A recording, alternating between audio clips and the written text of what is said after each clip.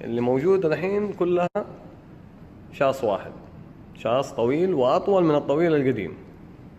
هذه كبداية، أساس كثيرين بيسألون عن الشيء ذا.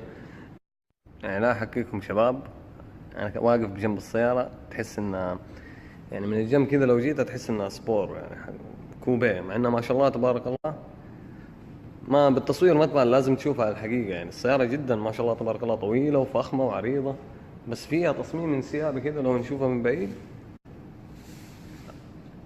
النحتة اللي موجودة من قدام، الكبوت اللي نازل أساس أنت راكب تسوق ما تشوف الكبوت، أنت تشوف الخط على طول.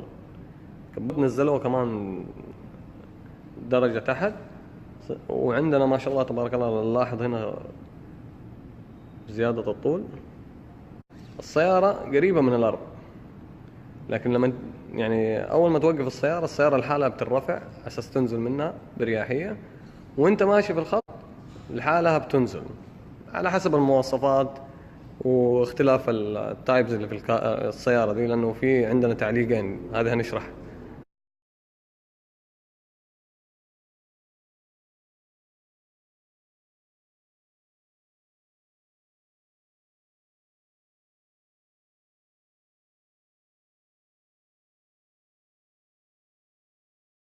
طبعا لا أحكيكم على إضاءة السيارة فيها إضاءات يعني كأنك صراحة في استديو، ما شاء الله تبارك الله. ما هي if you can see هنا الإضاءة جاية من خلف الديكور، مسوي وهش كذا على الجلد.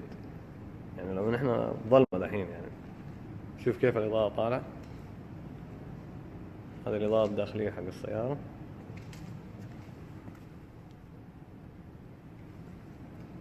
إبداع.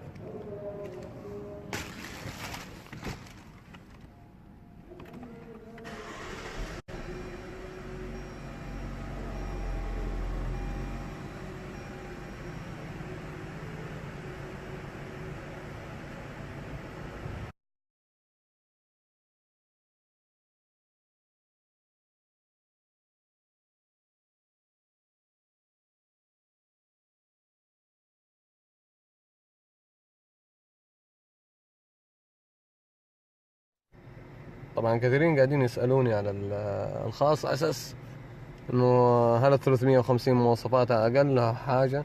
هي الفكرة الجديدة حق الياباني إنه كل سياراتنا شبه بعض، بس الاختلاف في مكاين عندك بعض المواصفات الداخلية، بس غالبا بتشوف السيارة كلها بتجي تقريبا بنفس المواصفات واحدة شبه بعض. يعني الماتيريال الداخلية، نوعية الجلد، نوعية الديكور، ممكن ذا الساوند سيستم، يعني اختلافات بسيطة. اما كشكل اولموست واحدة، ما تفرق بين دي او دي. فنحن سياراتنا معروف من زمان انه لكزس سياراتها كلها فول اوبشن، فتحة سقف، جلد، جنط، يعني اولموست كل سياراتنا فول اوبشن، الاختلاف في المواصفات. بس عاجبني شغل الكروم، يعني مبدع صح. السيارة فيها كروم، يعني فيها متانة جدا عالية، جدا جدا عالية. مقابض اليد يعني فيها متانة. نحتة الرفرف الخلفي، النحتة هنا لو تلاحظ هذه انسيابية ايرودايناميك. يعني سيبك من التقرير اللي نزل وقاعد يتكلم على انه الالماني وما الالماني، اوكي على عيني وراس الالماني من احسن السيارات بالتوفيق، بس نحن عندنا هنا تقنيات جديدة ضافت، يعني حتى ضافت للالماني شيء. يعني فان شاء الله باذن الله الايام القادمة هتبين ايش في من ميزات ومن فوائد ومن سيفتي افضل من يعني منافسين كثيرين ان شاء الله. السيارة مبدعة جدا مبدعة، يعني هذه خليفة السيارة اللي كان لها 300 براءة اختراع، فتخيلوا ايش هيطلع منها يعني. طبعا نحن قاعدين نتكلم، طبعا السيارة صارت 6 سلندر، في منها توين تيربو، في منها من دون تيربو، على حسب المكاين مختلفة. فقاعدين نتكلم من اول ونشرح هذا، ترى السيارة شغالة. يعني واحد من الاسئلة تيجي انه اوه 6 سلندر ترى هيكون مزعج الصوت او مدري. This is Lexus. يعني الساوند بروف نحن يمكن ما شاء الله تبارك الله نتميز باشياء احسن من غيرنا. لو نلاحظ السيارة شغالة الان وهذا صوتها، يعني اهدى من كذا ما في. هذه 6 سلندر يا عيال، 6 سلندر ما هي 8. ما شاء الله تبارك الله. الساوند بروف عندنا طبعا غير الماكينة من الداخل فيها ساوند بروف، من اوتسايد حاطين لها اشياء بتخفف من الضوضاء الداخلية في الكابينة. يعني في اشياء جدا ممتعة. اصبروا معايا، خلينا بس ناخذ المعلومات كاملة وانا اعطيكم اياها ان شاء الله قريب قريب قريب.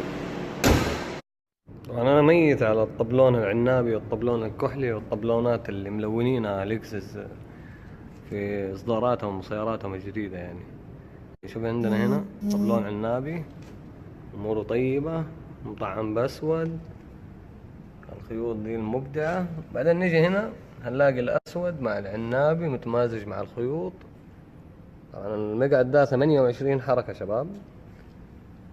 عندك هنا اللي هو الكروم، التحكم بأناقة، كواليتي عالي. لا ننسى انه فينيشنج والتصنيع كله في اليابان. هذه المكسورة الخلفية. طبعا هنا انت في وضع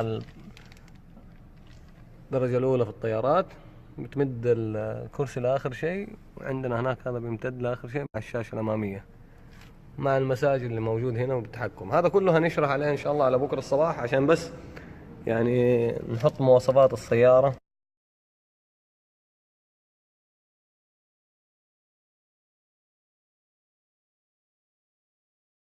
صباح الخير. طيب، نزلت عندنا 4 فئات في عبد اللطيف جميل غير الرياضية اللي هتيجي بعد فترة، اللي هي الإف.